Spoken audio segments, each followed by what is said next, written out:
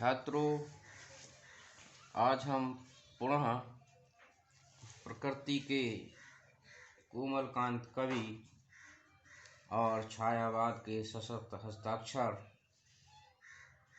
सुमित्रानंदन पंत की सोन जूही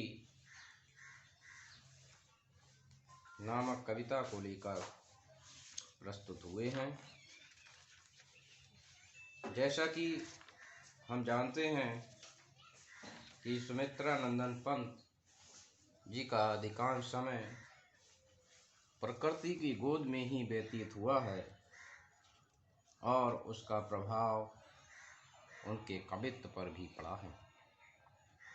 चाहे नौका विहार कविता हो, चाहे द्रुत झरो जगत के जीर्ण पत्र हो, चाहे बादल हो, सभी कविताओं में कहीं न कहीं प्रकृति केंद्र में रहती है।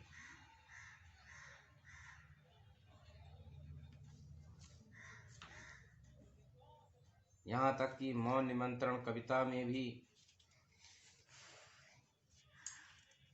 कवि की प्रकृति को देखा जा सकता है और सोन जूही कविता पूर्णतया प्रकृति चित्रण से भरपूर है और एक सोन जूही पुष्पलता का मनोहर मानवीय चित्रण आपने किया है, उसको एक नायिका के रूप में प्रस्तुत किया है। ऐसा चित्रण शायद ही कोई कवि कर सका हो।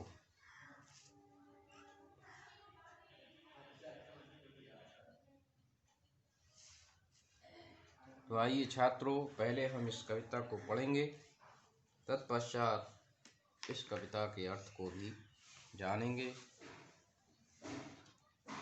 एक टांग पर उचक खड़ी हो, मुग्धा वै से अधिक बड़ी हो,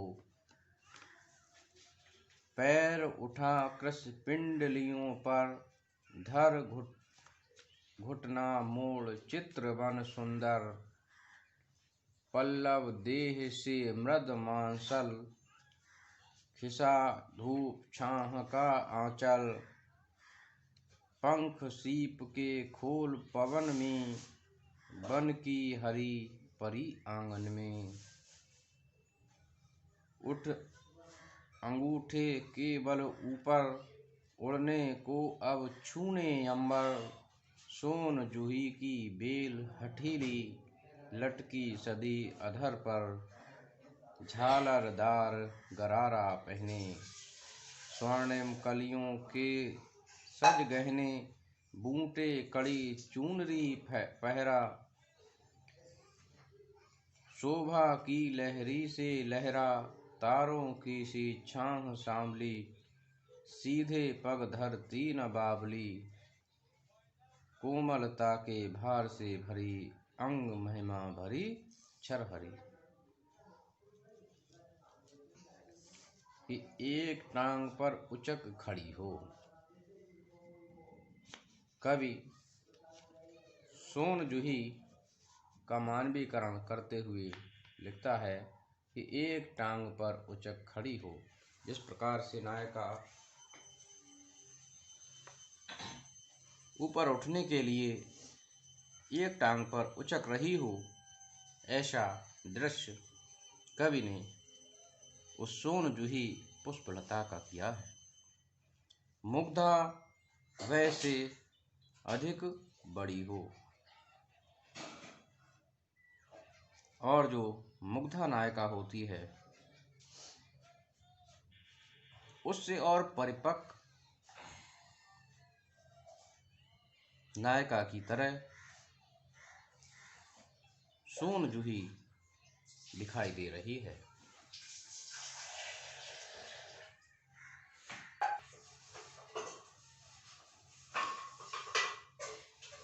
पैर उठा कृश पिंडली पर, धर घुटना मोड़ चित्रवन सुंदर। और वह सोन जूही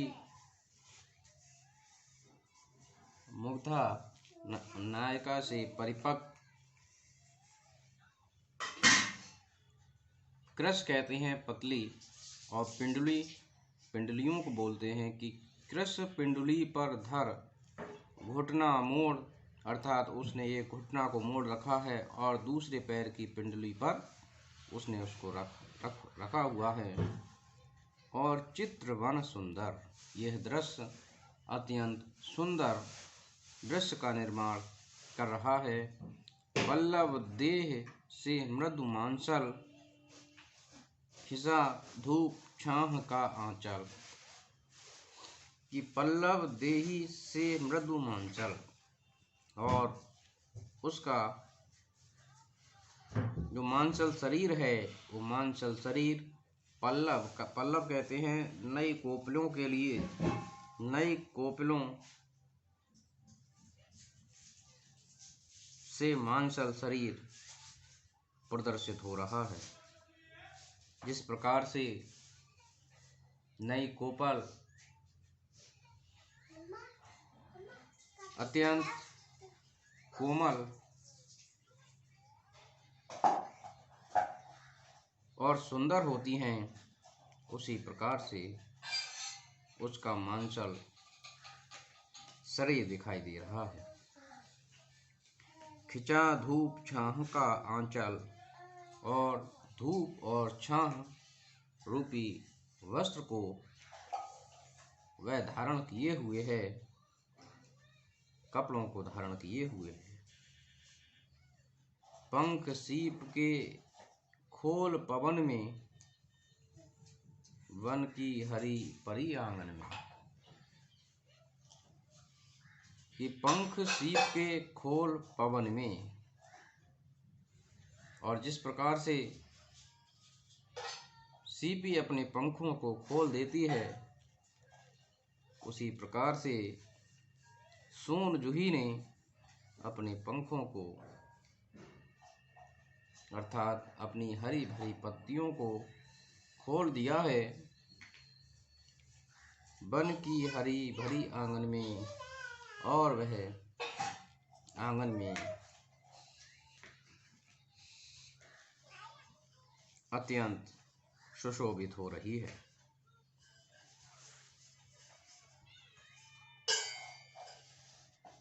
उठ अंगूठे के बल ऊपर, उड़ने को अब छूने अंबर। सोन जूही की बेल हटीली, लटकी सदी अधर पर झालर धार गरारा पहने। कि उठ अंगूठे के बल ऊपर,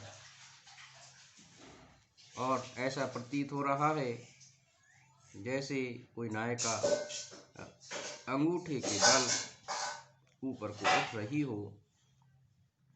उड़ने को अब छूने अंबर,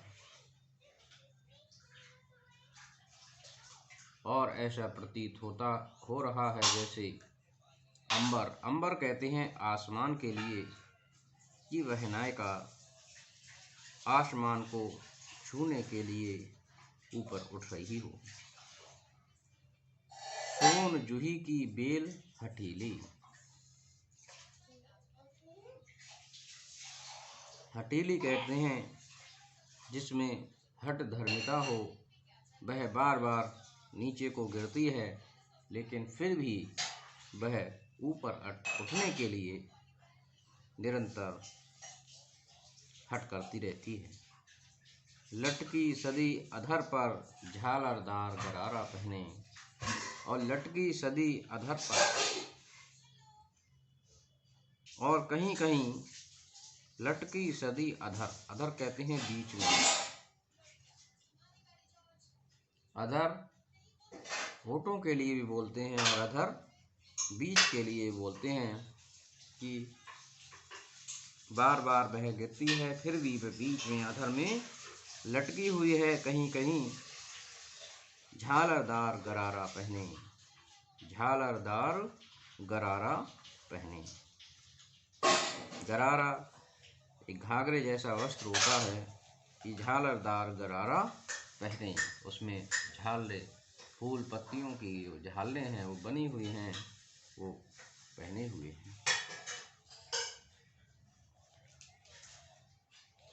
स्वर्णिम कलियों के सज गहने, बूटे कड़ी चूनरी पहरा, शोभा की लहरी सी लहरा, तारों की सी छाह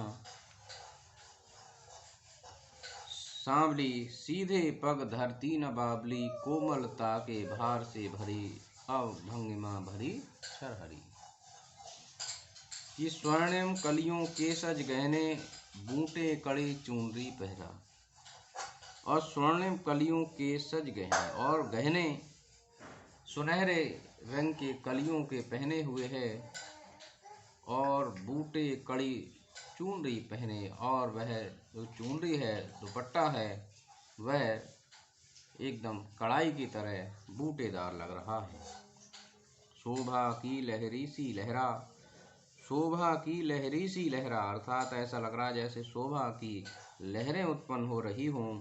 शोभा की लहरी से लहरा, तारों की सी छाह सांवली, सीधे पग धरती न बावली, और तारों की सी छाह सांवली। अर्थात जिस प्रकार से तारे टिमटिमाते हैं रात्रि में, तो ऐसा दृश्य प्रस्तुत कर रही है। सीधे पग न धरती न बावली, कोमलता के भार से भरी, अंग भंगमा भरी छरहरी। सीधे पग न धरती न बावली, बावली कहते हैं यह जो प्रेम से उन्मत्त हो जाए, ऐसी नायिका के लिए कि सीधे पग न धरती न बावली, कोमलता के भार से भरी, अर्थात वह अत्यंत कोमल और सुंदर भी दिखाई दे रही है। अंग भंगिमा भरी छरहरी, उसका अंग प्रत्यंग जो है सौंदर्य से भरा हुआ है, और वह छरहरे बदन की है, अर्थात दुबली पतली काया की बनी हुई है। तो इस प्रकार से पंत जी ने एक सोनजूही पुष्पलता को एक सुंदर नायिका के रूप में प्रस्तुत किया है। उनका मानवीकरण दर्शनीय है। तो मैं समझता हूँ छात्रों, यह आपने इसको अवश्य समझा होगा। यह अत्यंत महत्वपूर्ण कविता है। यदि इसमें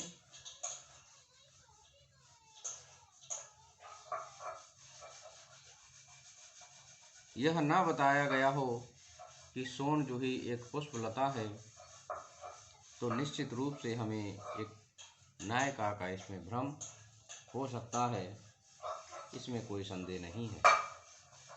तो मैं समझता हूँ कि आपने इसको समझा होगा। धन्यवाद छात्रों।